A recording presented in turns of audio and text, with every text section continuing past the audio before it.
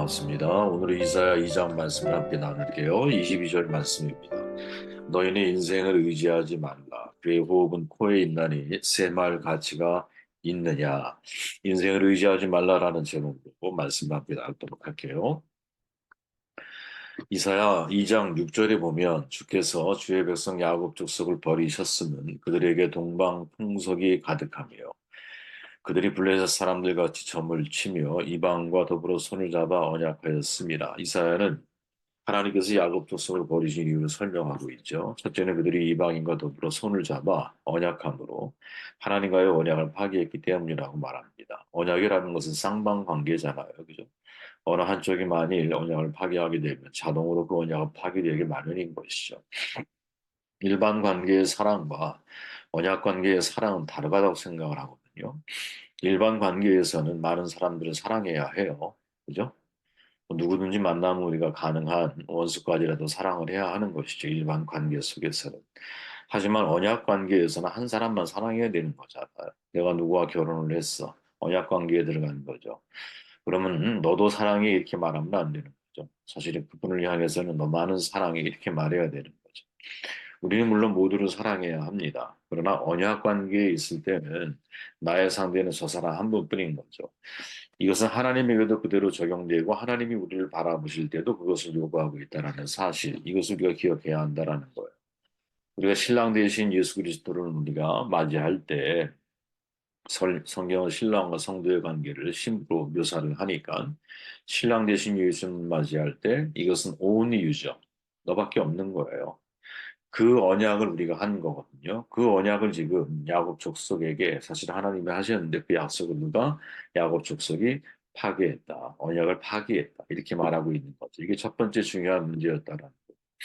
또 7절에 보니까 그 땅에는 은금이 가득하고 보화가 무한하며 그 땅에는 마필이 가득하고 병거가 무수하며 둘째로 이스라엘 백성들이 돈 때문에 이방인의 품에 안겼다라는 거죠. 그 땅은 이방 땅을 의미하는 겁니다. 하나님 물질적인 축복도 주시는 분이에요. 그러나 물질보다 더 소중한 영원한 축복을 주기 원하신다라는 사실, 잊으면 안 된다고 봐요. 때로 잠시 물질적인 축복을 희생하게 하실 때도 있어요. 이 목회자가 되는 과정을 놓고 보면 물론 다 그런 것은 아니겠지만 하나님이 출발선에서 밑바닥으로 내려뜨리는 경우가 많거든요. 왜? 온리 하나님만을 의지하라 이 말이죠. 물질로 목회하는 거 아니야 이 말이죠. 오직 하나님께서 너를 사용하기 원하시고 하나님의 방식대로 너를 이끌어가기 원하셔. 그래서 사실은 시작하기 전에 가장 밑바닥에 우리를 세우실 때가 많다라는 것을 경험하게 되거든요. 그리고 뭐 어제도 그런 얘기 나눴지만 우리가 진실되게 목표를 하려고 하면 오히려 더 쉽지가 않아요, 삶이. 만만하지가 않아. 근데 그것은 오히려 하나님이 우리에게 주신 자고하지 않게 하시는 섭리일 수도 있고요. 또 우리는 마땅히 선을 행함으로 고난을 받아야 하는 책임이 있는 사람들이잖아요. 그죠? 우리가 가는 길은 그것이 옳은 길이고 좋은 길이기 때문에 가는 거거든요. 옳은 길, 좋은 길을 걸어가려면 그만한 대가 지불이 필요하잖아요. 그 대가 지불 속에 세상은 만mon으로 흘러가는 문화를 가지고 있기 때문에 우리는 사실 어려운 가운데서 더 하나님을 신뢰하게 하고 자고하지 않게 하고 더 겸손하게 하고 또 바울처럼 그죠? 내가 부할 때도 가난할 때도 모두 다 살아낼 수 있는 전천후 신앙인으로 우리를 하나님이 성장시키기 원하시는 뜻이 있다라는 거죠. 그렇게 항상 어려울 때 하나님이 뭐 언젠가 우리에게 불을 허락하실 거야 이런 기대감을 갖지 말고 그 어려운 상황들을 자신이 극복해 나가는 과정 속에 이게 진짜 나의 신앙이 뭐 어렵던 구할 때든 가난할 때든 변함없이 내가 하나님의 일을 감당하려고 하는 이런 자세가 정말 훨씬 더 중요한 삶의 태도가 아니겠느냐. 인간의 물욕은 끝이 없거든요. 100만 원이 100만 원 맞춰 살 수 있어요. 1000만 원 벌어요? 그럼 1000만 원에 맞춰 살게 되죠. 근데 1000만 원에 맞춰 살게 된 사람이 어느 날 갑자기 100만 원을 뚝 떨어졌어요. 정말 살아내기 쉬운 게 아니거든요. 왜? 내가 거기에 나의 삶의 루틴이 맞춰져 있기 때문에 인간의 욕심 멈춤이 없잖아요. 탐욕은 끝이 없는 거예요. 그죠? 그렇게 사실은 이것은 우리가 항상 신중하게 돌아봐야 할 많은 사람들은 어려울 때 내일의 부를 꿈꾸면서 그렇게 기도하고 기대하고 이제 오늘을 살아가려고 애를 쓰거든요. 근데 그런 거 말고 그런 기대를 갖기 전에 그냥 그 어려움 속에서도 내가 마땅히 살아내야 할 삶에 모습을 살아가려고 하는 태도. 이게 훨씬 더 중요한 모습이 아니겠느냐. 8절, 그 땅에는 우상도 가득하므로 그들이 자기 손으로 짓고 자기 손가락으로 만든 것을 공경하여 찬 한 자도 절하며 귀한 자도 굴복하며 그들을 용서하지 마옵소서. 셋째를 우상 숭배하는 족속과 연합했다라는 거죠. 그래서 이스라엘 백성도 우상 숭배에 빠지게 되었다라는 거죠. 사실 우상 숭배는 하나님이 가장 싫어하는 것이잖아요. 왜? 너는 나 외에 다른 신이 내게 있게 하지 말아라. 이게 하나님의 제일 1원칙이거든요. 왜? 세상의 모든 신은 사람이 만든 거잖아요. 근데 하나님은 하나님이 사람을 만드신 분이시거든요. 그러니까 우상 숭배라고 하는 것은 내가 누구에 의해서 이 땅에 태어났는지에 대한 아주 근본을 흔드는 사실 되게 잘못된 신앙적인 자세가 아니겠느냐. 세 가지 우상 숭배 형태가 있죠. 첫째, 손으로 만든 우상이 있어. 여기에 내가 불복을 하지. 역사에 보면 수많은 나라들이 이런 과정들, 정교성을 버리지 못하기 때문에 인간의 내면 속에는 칼빈의 말씀은 종교의 씨앗이 있잖아요. 그죠? 그 종교의 씨앗이 각자 자기의 문화 속에서 자기 방식대로 표현이 되면 그게 우상 숭배인 거잖아요. 그죠? 둘째, 성도의 의식 가운데 있는 미신도 우상 숭배라고 하는 것이지. 저는 기독교가 사실 토착화되어지는 과정 속에서 불교적 기독교, 또 무속적 기독교, 유교적 기독교 다양한 형태로 여러 나타날 수 있다고 보거든요. 왜? 우리 안에 이미 잠재되어져 있는 의식이라는 게 있어. 그 의식에 기독교가 이렇게 접붙임되면서 그러면서 이게 짬뽕의 모습으로 보여지는 거죠. 예배 드리고 나아가면서 전 보고 가는 거야. 여러분, 이게 우리에게는 전혀, 어떤 사람들에게는 전혀 이게 문제의식으로 느껴지지 않거든요. 네. 그냥 당연한 거야, 그게. 그냥 자연스러운 거야. 거기에 대한 별로 죄책감, 그것이 왜 문제인지에 대한 심각성 고려하지 않아요. 파묘라고 하는 영화를 보면 여러분, 거기에 나오는 한 등장인물이 교회 장로님이세요. 예, 물론 뭐, 감독이 그렇게 설정을 했겠지만, 유해진이라고 하는 배우가 교회 장로인데, 그 장로가, 신접한 일을 같이 하거든요. 참 기가 막힌 비판적인 요소가 담겨 있는 거죠. 한 번쯤 정말 우리가 보고, 이것이 어떤 문제가 있는지에 대해서 한번 얘기해 볼 기회가 있으면 참 좋겠다 하는, 우리나라에 되게, 뭐랄까, 자주 발견되어지는 그런 모습 가운데 하나가 바로 그런 신앙의 모습이. 세 번째, 하나님보다 앞세우는 모든 것은 다 우상이죠. 네. 이게 가장 포괄적인 개념일 거예요. 내 인생에서 하나님보다 앞서 있는 거. 물질이다? 그럼 그게 우상인 거야. 돈, 쾌락이다? 그럼 그게 우상인 거죠. 권력? 그게 우상이 될 수 있죠. 자녀? 그게 우상이 될 수 있죠. 문제는 뭐냐면 하나님보다 앞선 모든 것들은 다 결국 어떤 형태로든 하나님이 이제 이게 자승자박이 그죠. 내가 하나님보다 앞세운 것으로 인하여 내가 넘어지는 거지. 하나님 나를 심판했다고 말하기 전에 내가 선택한 그것으로 인하여 내가 문제를 발생하게 만든 거거든요. 항상 이러한 시각과 신앙 자세를 가지고 나 자신을 바라보는 게 이게 중요한 문제이다. 성도는 어떻게 살아야 될까? 11절에 보면 그날의 눈이 높은 자가 낮아지며 교만한 자가 굴복되어 여호와께 홀로 높임을 받으시리라. 레바논의 백향목과 바산의 상수리 나무는 낮아지고 높은 산의 웅장하고 아름다워도 피조물은 다 낮아지고 오직 하나님만 높아져야 이렇게 말하고 있죠.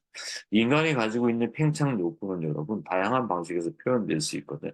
자기 팽창 욕구대로 사람들은 살아가기를 원해요. 그렇죠? 자기 팽창 욕구대로. 그러나 여러분 그거 아십니까? 사람 자기가 가장 잘하는 것으로 인하여 가장 실패할 수 있거든요. 옛말에 나라가 망하는 데는 장점이 원인이 되고 사람이 망가지는 데는 특기가 원인이 된다. 이런 말이 있어요. 수영을 잘하는 사람이 어디서 죽는지 아세요? 물에서 죽는 거예요. 활을 잘 쏘는 사람이 어디서 죽는지 아세요? 전쟁터에서 죽는 거예요. 결국 내가 가장 잘한다고 생각하는 것이 어느 순간 교만이 되면 그게 패망의 선봉이 될 수 있다라는 거지. 그렇기에 내가 잘하는 것을 팽창 욕구로 갖기 전에 이것이 하나님 앞에 겸손의 도구가 돼서 오히려 그것이 하나님 앞에 낮아짐의 도구로 내가 바꿔 나아갈 수 있다면 이 사람은 정말 성숙한 신앙인의 모습으로 살아갈 수 있는 사람이 아니겠느냐. 22절에 보니까 너희는 인생을 의지하지 말라. 그의 호흡은 코에 있나니 스위칠 가치가 어디에 있느냐. 이사야가 하나님의 위대성과 유일성을 말하면서 마지막 결론 내린 말씀이 뭐냐? 인생을 의지하지 말아라. 왜? 인생은 잠깐이야. 코끝에 호흡이 끊어지면 흙으로 돌아가는 거. 영원히 살 것 같지만 금방 종착역이에요. 살아봐서 아시잖아요, 여러분. 어느덧 돌아보니까 50이 어느덧 돌아보니까 60이 보이지 않으세요? 정말. 지금 내 생각은 아직도 청춘이거든요. 근데 나의 이 입시적인 나이는, 그죠? 계속 1년 1년 한 살 한 살 나이를 먹어가요. 전에는 정말 조금만 내가 운동을 하면 몸이 건강하다는 느끼는데 지금은 아무리 운동해도 체력이 잘 뒷받침되지 않는다는 생각을 하게 돼요. 정말 잠깐이거든요. 영혼에 관한 문제, 모든 문제에 대해 있어서 사람이라고 하는 존재는 나의 문제를 해결할 수 있는 존재가 아니라는 사실을 빨리 깨달아요.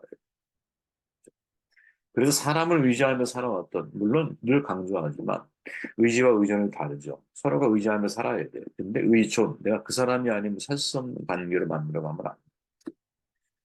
언제나 우리는 여러분 하나님 앞에 단독자로 설 수밖에 없거든요. 단독자로 설 수밖에 없으니까 사람과 관계를 끊고 살아라, 끊으며 살아라 이 말이 아니에요, 여러분.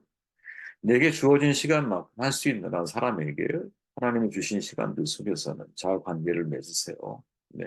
그러나 너무 그 사람 의존적으로 변해서 그 사람에 의해 나의 신앙이 영향받는 자리에까지 내가 만약에 가고 있다면 이건 제가 볼 때 사실은 그러면 안 된다. 그래서 뿌리가 어디에 내가 내리고 있는 뿌리가 하나님께 내려진 사람은 사람과 좋은 공정관계를 유지해 갈 수 있어요. 하지만 사람에 의해 내 뿌리가 흔들리지 않아. 그런데 사람이 이제 사람에게 뿌리를 내리고 있는 사람은 그 사람에 의해서 나의 삶의 어떤 그 근본적인 뿌리가 흔들릴 수 있다라는 것이 목회도 마찬가지고 저는 궁극적으로 모든 교회는 다 주님의 거야. 그죠?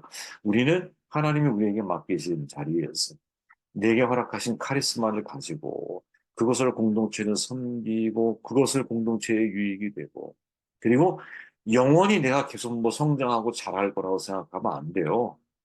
인생이라는 것도 그렇잖아요. 여러분. 우리가 20대, 30대를 지나면 그때부터 꺾어지잖아. 그죠?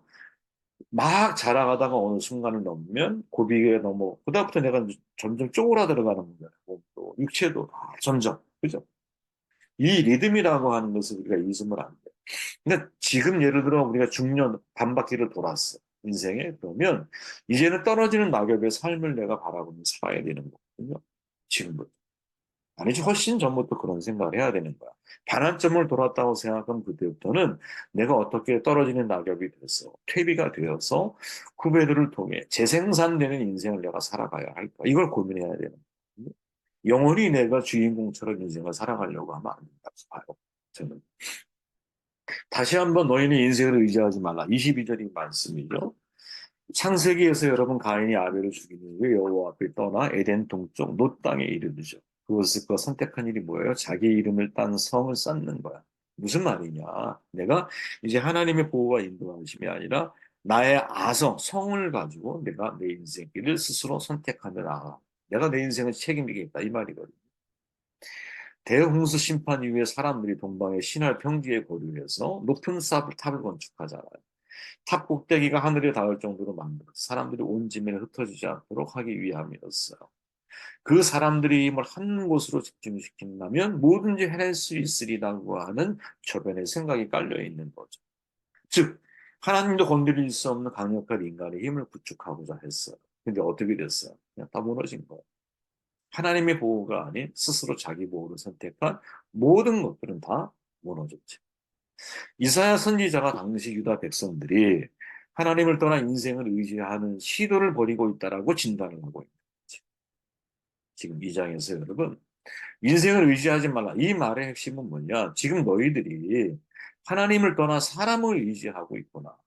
그게 다른 예를 들어 바벨론과의 연합관계, 또 어느 왕을 의지하는 거, 이 모든 것들이 사실은 인생을 의지하고 있는 유다의 모습을 보여주고 있는 거죠.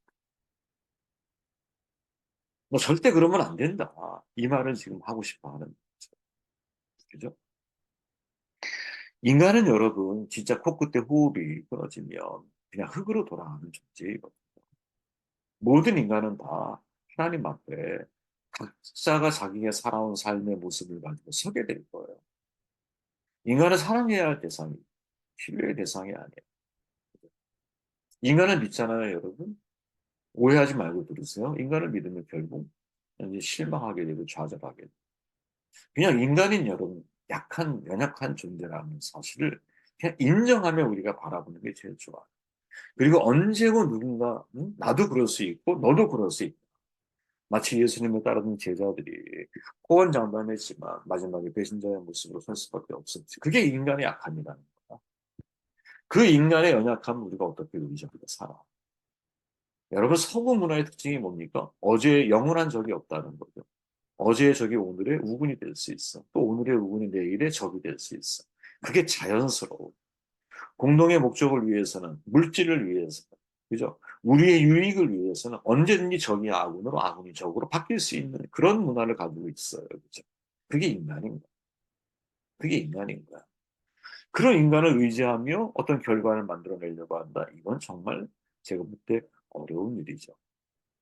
우리가 출애굽기에 하나님을 묵상할 때 하나님은 웨이메이커, 길을 만드시는 분이셨죠. 400년 동안 종살이 하면서 하나님 존재 방식을 배우게 하세요. 세상의 존재 방식이 뭐냐? 세상의 존재 방식이. 그죠? 왕이 바뀌어도 인간을 지배하려고 하는 욕망은 사라지지 않는다라는 그 애굽에서의 삶을 놓고 보면 권력자들은 다양한 우상신을 만들어서 사람을 지배를 해요. 시작은 인간의 우상을 만들지만 결론은 우상이 인간을 지배하는 구조의 역사. 이게 세상의 역사라는 거예요. 하나님은 애굽의 삶의 방식을 경험한 사람들에게 새로운 길을 제시하시죠. 그 첫 번째가 뭐예요? 데리고 나오자마자 신의 산의 길, 하나님 말씀을 접하게 하시죠. 그죠? 불행한 건 그 데칼로그, 하나님의 10가지의 말씀을 지킬 능력이 인간에게 없어. 없어. 그죠? 그래서 이사야의 외침 속에 다시 한번 인간에게 하나님이 허락하신, 이사야의 외침이 아니라 신의 산 이후에 허락된 중요한 명령이 뭐예요? 그게 성막 제도잖아. 성막이 이동하면 같이 이동하고 멈추면 같이 멈추고 그리고 성막의 제사 제도를 통해서 그죠? 인간의 죄를 속죄하는 방법이 무엇인지를 실질적인 현장 교육을 통해서 이제 직접 경험하게 하시죠. 그렇기에 진짜 우리가 인생을 살아가는 데 있어서 중요한 방법입니다. 우리의 인생의 길을 만드시는 그 하나님의 말씀을 따라서 성막, 즉, 내 공로로, 나의 힘으로 내가 인생을 살아가는 것이 아니라 하나님의 힘으로, 하나님의 은혜 주심을 통해서 인생을 살아가는 것이 정말로 중요한 그리스도인의 삶의 목표요, 삶의 어떤 길이 되어야 한다라는 것이 출애굽기에서 우리가 얻을 수 있는 중요한 교훈 가운데 하나잖아요. 이사야의 오늘의 이 말씀과 연결해 보면 그렇게 연결될 수 있겠지. 이사야는 말해요. 야, 코끝에 호흡이 살아있면 아무런 힘이 없는 흙으로 돌아갈 인생을 의지하지 마. 너 애굽에서 너희들이 얼마나 오랜 세월 그, 그 피땀 눈물을 흘려가면서 체득한 거 아니야, 체득한. 인간은 끊임없이 상하성을 추구하고 우상을 만들어 사람을 지배하려고. 그 문화 속에 너희들이 살아왔는데 그런 인간도 결국은 바뀌어. 죽어요, 다. 다 죽어. 그 인간을 의지하는 인생 살 게 아니라 하나님 말씀을 매일매일 성막을 의지하고 매일매일 하나님의 은혜를 의지하며 살아가는 것이 진짜 인생들이 선택해야 할 길이 아니겠느냐라는 생각을 해보게 되었습니다.